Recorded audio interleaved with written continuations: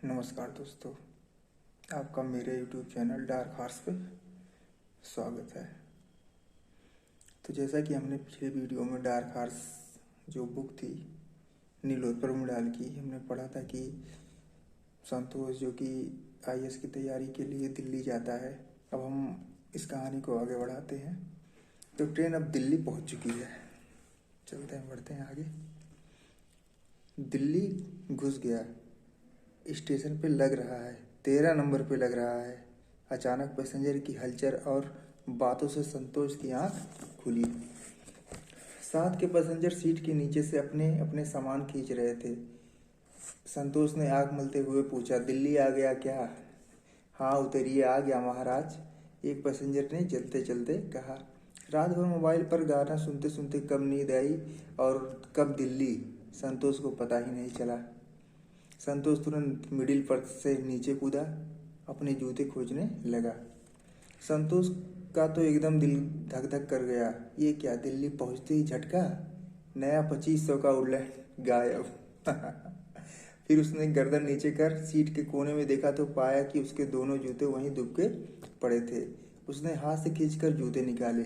एक मोजा गीला था, शायद रात को किसी ने खाते वक्त पानी गिरा दिया था। संतोष ने बिना सोचे बैग की चिप खोले, मोजे उसमें डाल दिए और केवल जूते पहन जल्दी जल्दी बोगी से बाहर निकला और उसमें लिखवाए गए निर्देश को पढ़कर एक नज़र अपने दाएं बाएं डाली और अपने पैंट की पिछली जेब से कागज का एक टुकड़ा निकाला और उसमें लिखवाए गए निर्देश को पढ़कर एक नज़र अपने दाएं बाएं डाली। बाईं ओर उसे अजमेरी गेट के जाने के लिए तीर का निशान दिखा। संतोष उसी दिशा में चलते हुए स्टेशन से बाहर आ गया। मेट्रो स्टेशन किधर पड़ेगा? संतोष ने एक सज्जन व्यक्ति से पूछा स्टेशन पर जाकर के। वो सामने ही तो है, लेफ्ट में भाई, संजन ने चलते चलते बताया। संतोष ने धीरे से थैंक्स कहा।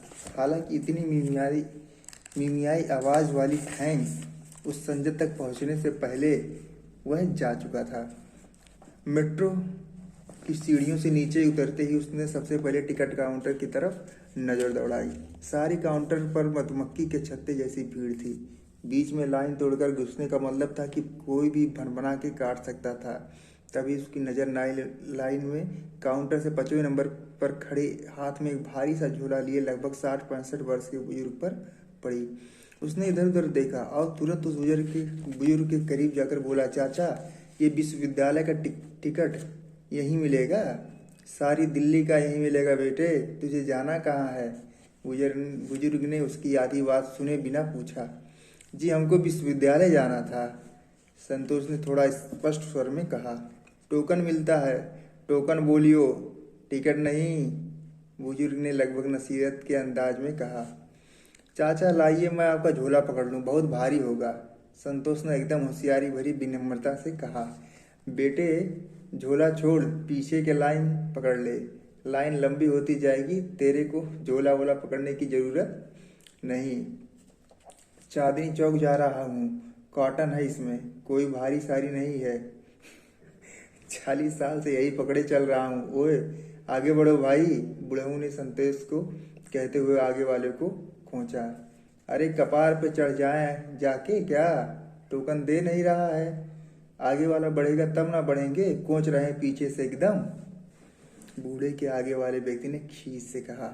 बूढ़ा समझ गया आगे वाला आदमी 40 वर्ष का होकर भी मिजाज में उसका बाप है, सो उसने चुप रहना ठीक समझा। तब तक बूढ़े के ठीक पीछे वाले व्यक्ति ने बूढ़े के कंधे पर कान ले जाकर पूछा, क्या हुआ अंकल?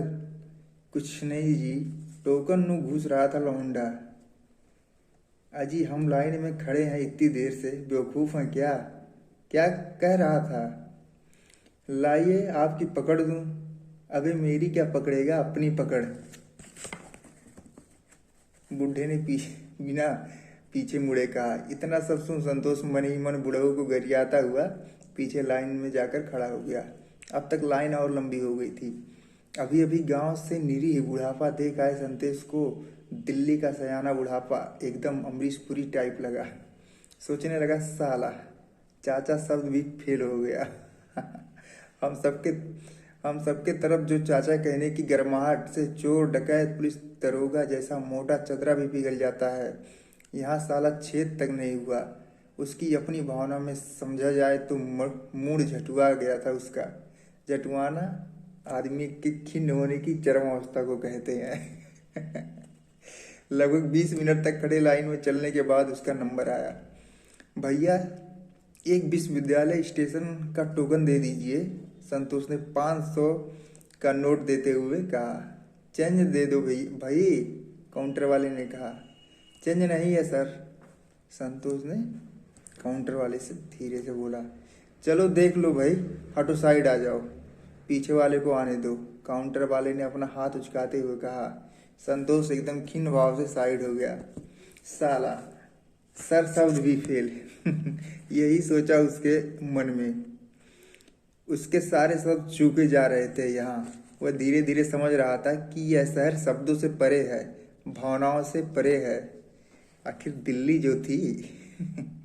संतोष साइड में खड़ा लोगों द्वारा दिए जा रहे हर नोट को बड़ी उम्मीद से देख रहा था कि जल्द 500 का खुदरा पूरा हो जाए। लाओ जल्दी से पैसे, कहाँ का दूं? अचानक अपने पैसे वाले दराज को देखते हुए काउंटर वाले ने संतोष से कहा। संतोष ने साइड से ही खड़े खड़े झट से अपना हाथ काउंटर के शीशे के गोल छेद में घुसा दिया और बोला, हाँ विश्वविद्यालय का चाहिए सर। टोकन लेकर संतोष अंदर प्लेटफॉर्म पर जाने की लाइन में खड़ा हो गया। लाइन में आगे सरकते हुए जैसे ही उसने अपने दोनों बैग और झोला स्कैनर मशीन में डाले, एक क्षण में ही यह विचार उसके मन में कौंध गया कि स्कैनिंग में सत्तू, ठेकुआ, निमकी और लिट्टी का फोटो देख पता नहीं क्या छप बन जाएगी इन जांच करने वाले सिपाहियों के मन में। एकदम देहाती समझेंगे पक्का। बैग के मशीन से बाहर निकलते ही यह डर भी मन से निकल गया। बैग उठाकर संतोष ने एंट्री गेट पर टोकन टच कराया और गेट के खुलते ही बिजली की फुर्ती से इस तरह उस पार हुआ जैसे नाथुला दर्रा हो जो बस एक पल के लिए खुला है। और फिर तुरंत बंद हो गया हो। पता नहीं कब तक इसी पार चीन में रहना होगा। हड़बड़ाहट में अपना बैग उसने इसी पार छोड़ दिया। संतोष गेट के उस पार से अपने बैग को ऐसे देखने लगा जैसे गदर फिल्म में सन्नी देओल ने पार हमेशा पटेल को देखा था। उसे लगा मेरा बैग अब उसी पार रह जाएगा। जब तक एक व्यक्ति ने उसका बैग उसे पकड़ाया, उसे अब जाकर चैन मिला। विश्वविद्यालय आने वाली मेट्रो आ गई। दरवाजा खुलते ही कोई 3-4 व्यक्ति नीचे उतरे और लगभग 200-250 लोग उस पर सवार हो गए। संतोष भी लटक झटक कर चढ़ गया। सोच रहा था कि जब से ट्रेन से उतरा हूँ साला 1 मिनट का चैन नहीं।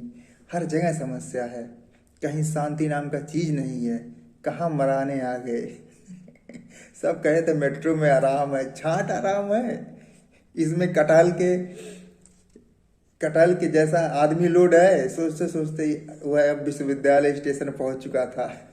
मेट्रो से बाहर आ उसने एक आदमी से पूछा, हेलो, ये मुखर्जी नगर बत्रा चौक के लिए कहाँ से ऑटो मिलेगा? वो सामने से मिल रहा है, पकड़ लो, उस आदमी ने कहा। ऑटो पर बैठते ही संतोष ने ऑटो वाले से कहा, भैया मुखर्जी नगर बत्रा चौक पर रोक दीजिएगा। टेंशन मत लो भाई, वहीं तक जाएगी, ऑटो वाले ने बेफिक्र अंदाज में कहा और फुल वॉल्यूम में पंजाबी गाना बजाने लगा। अगले 10 मिनट बाद संतोष मुखर्जी नगर के बत्रा सिनेमा के सामने खड़ा था।